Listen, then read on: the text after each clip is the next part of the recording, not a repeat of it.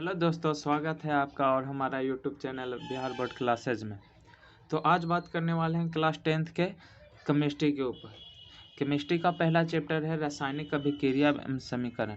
ये एग्ज़ाम के नज़रिए से बहुत ही इम्पोर्टेंट चैप्टर है क्योंकि इससे ऑब्जेक्टिव क्वेश्चन हो या शॉर्ट टाइप क्वेश्चन हो या लॉन्ग टाइप क्वेश्चन हो, ये एग्ज़ाम में तीनों प्रकार के क्वेश्चन पूछे जाते हैं। तो इस चैप्टर के इम्पोर्टेंट को नज़र रखते हुए चलिए दोस्तों शुरू करते हैं। तो ये वीडियो आपका ये रिवीजन करने के लिए बनाया जा रहा है कि एग्ज़ाम के पहले आप इसे 5-10 मिनट में आप इसे पढ़कर या इसे देखकर आप एग्ज़ाम देने जा सकते हैं। तो चलिए दोस्तों शुरू करते हैं। बात करते हैं रासायनिक क्रिया क्या होती है। तो ऐसी प्रक्रिया जिसमें रासायनिक परिवर्तन। अब कहते हैं ये रासायनिक परिवर्तन क्या है। तो रासायनिक परिवर्तन में अवस्था में परिवर्तन या रंग में परिवर्तन या तापमान में परिवर्तन, और यही जब रासायनिक परिवर्तन होते हैं तो ऐसी प्रक्रिया को हम रासायनिक अभिक्रिया कहते हैं। बात आते हैं रासायनिक समीकरण क्या। तो किसी रासायनिक अभिक्रिया में भाग लेने वाले पदार्थों को संकेतों या सूत्रों की सहायता से संक्षिप्त निरूपण करना है रासायनिक समीकरण कहलाता है। जैसे मानिए A+B अभिक्रिया कर C+D बन जा रहे हैं।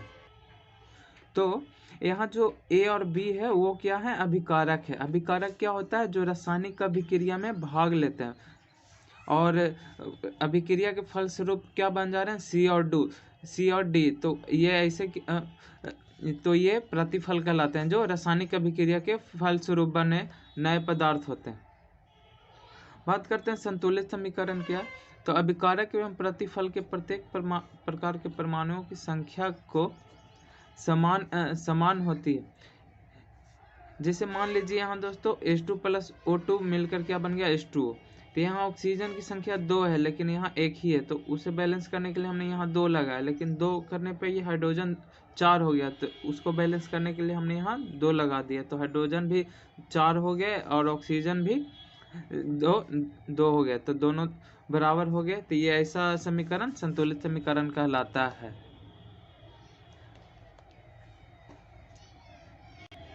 बात करते हैं एक पूर्ण रासायनिक समीकरण में अभिकारकों एवं प्रतिफलों और उनकी भौतिक अवस्थाओं को उल्लेख संकेतों द्वारा होता है। जैसे कैल्शियम ऑक्साइड, तो ये सॉलिड होता है तो एस से सूचित किया जाता है।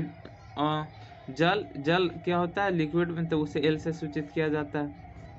और इसके फलस्वरूप क्या बन गया, कैल्शियम हाइड्रोक्साइड, तो ये एक्वस होता है तो एक्वस लिख दिया, प्लस हीट निकलता है तो हीट लिख दिए। बात करते हैं दोस्तों अब रासायनिक अभिक्रिया के प्रकार। तो रासायनिक अभिक्रिया के बहुत प्रकार होते हैं। जैसे पहला आते हैं संयोजन अभिक्रिया यानी कॉम्बिनेशन रिएक्शन। तो जिस अभिक्रिया में 2 या अधिक पदार्थ जिसमें तत्व या यौगिक दोनों शामिल हो सकते हैं परस्पर संयोग करके नया पदार्थ बनाते हैं, ऐसे अभिक्रिया को संयोजन अभिक्रिया कहते हैं। जैसे कैल्शियम ऑक्साइड प्लस H2O मिलकर क्या बनाते हैं, कैल्शियम हाइड्रोक्साइड प्लस हीट देते हैं। आते हैं इसमें note point. Calcium oxide cement उत्पादन में उपयोग किया जाता है। कैल्शियम ऑक्साइड सीमेंट उत्पादन में उपयोग किया जाता है। यही सब नोट्स ही आपको ऑब्जेक्टिव क्वेश्चन के रूप में पूछ लिए जाते हैं।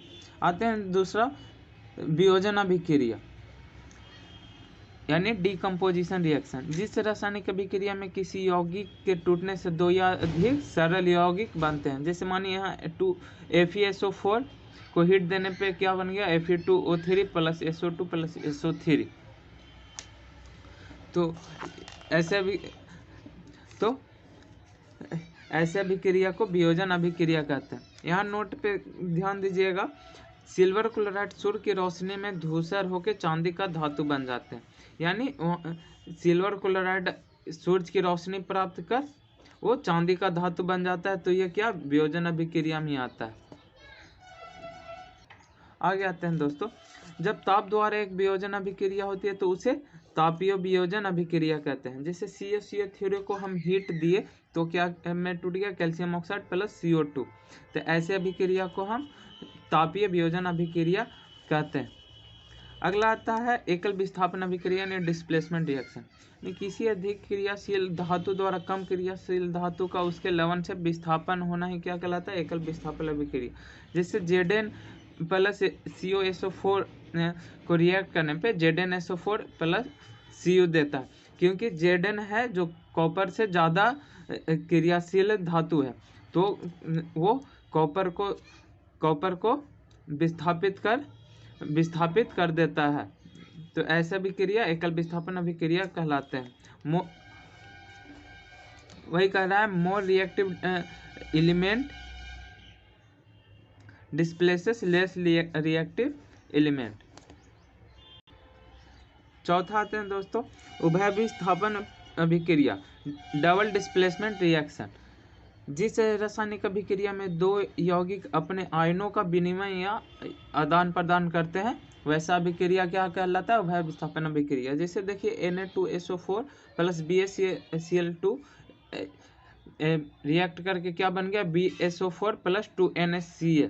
यहाँ देखिए दोस्तों, यहाँ SO4 का आयन विस्थापन हो,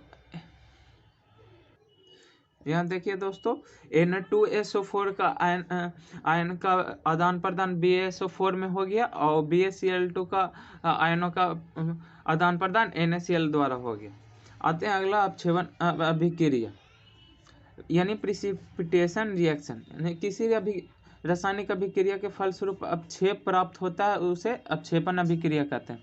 अपक्षेप क्या होता है दोस्तों? वैसा पदार्थ जो पानी में घुलनशील ना हो। जैसे एग्जाम्पल में देखते हैं NaCl प्लस AgNO3 रिएक्ट करके AgCl प्लस NaNO3 बन जाता है। तो यहाँ जो AgCl है वो अपक्षेप है। आते हैं नेक्स्ट रिएक्शन में थर्मल रिएक्शन। थर्मल रिएक्शन दो प्रकार के होते हैं दोस्तों, एक्सोथर्मिक और एंडोथर्मिक, यानी ऊष्माक्षेपी और ऊष्माशोषी। एक्सोथर्मिक में क्या होता है? जिस अभिक्रिया में ऊष्मा निकलता है उसे एक्सोथर्मिक, और जिस अभिक्रिया में ऊष्मा शोषित होता है उसे ऊष्माशोषी रिएक्शन यानी एंडोथर्मिक रिएक्शन कहते हैं। आगे आते हैं दोस्तों ऑक्सीकरण अवकरण। ये एग्जाम में बहुत पूछा जाता है और बच्चे इसी में ज़्यादातर कंफ्यूज रहते हैं। तो उसके लिए मैंने एक ट्रिक निकाला है ऑक्सीकरण और अपकरण को याद करने के लिए।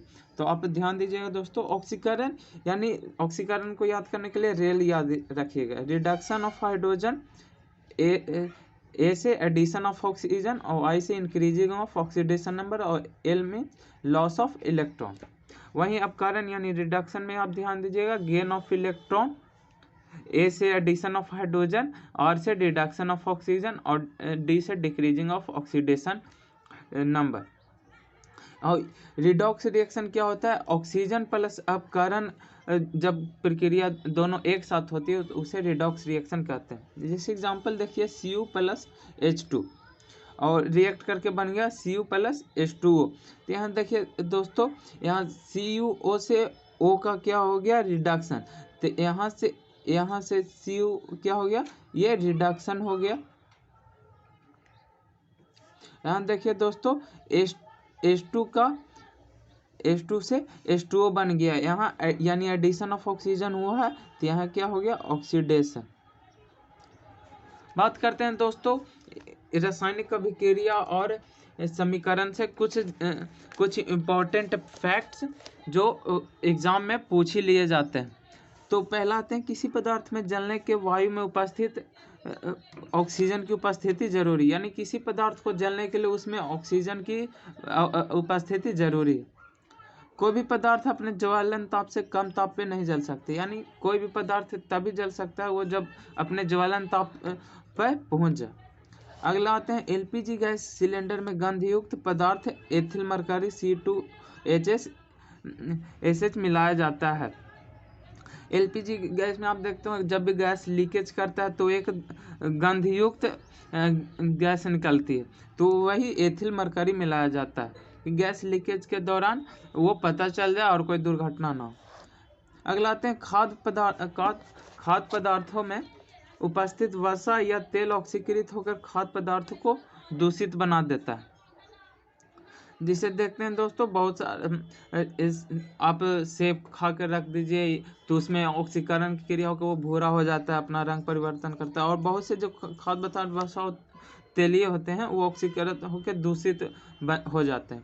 इसलिए आप देखिएगा दोस्तों, जो चिप्स या कुरकुरे के पैकेट होते हैं उसमें नाइट्रोजन गैस भर दिया जाता है, क्योंकि वो ऑक्सीकृत ना हो और वो उसके अंदर जो चिप्स हैं वो दूषित ना हो।